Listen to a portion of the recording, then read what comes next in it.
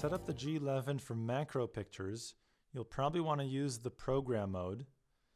You're going to want to set the macro function.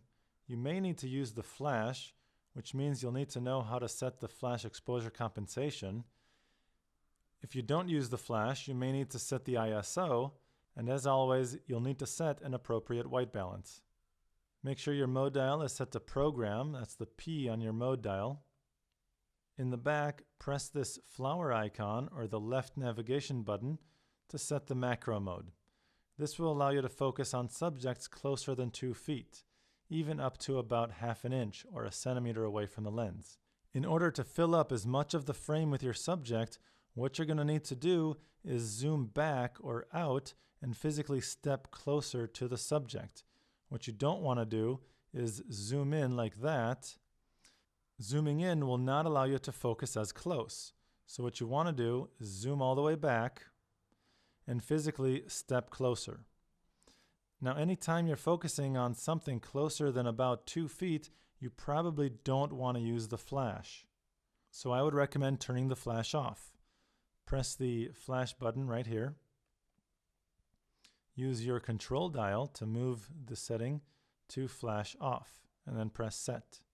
If you are at about 2 feet away from your subject and you need to use the flash because the lighting situation is very, very low, then you're going to need to know how to set the flash exposure compensation. Press the function button to access the function menu. Go down. This is your flash exposure compensation icon. Use your control dial to move this yellow dash down or up. Moving it up will brighten the flash, which you don't want in this situation because your subject is very close to the lens.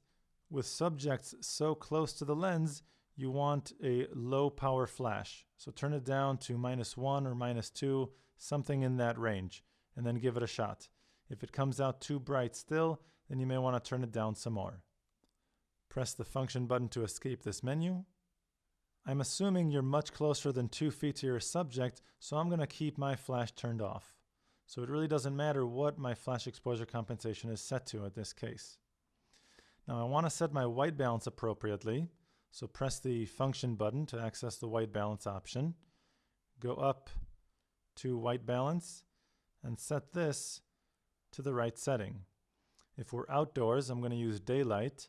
If I'm taking a picture indoors, then I'll use tungsten or fluorescent, depending on the lighting used in that scene. I'm going to assume we're outdoors, so I'll stick to daylight. Press set to escape. Now my white balance is set up properly.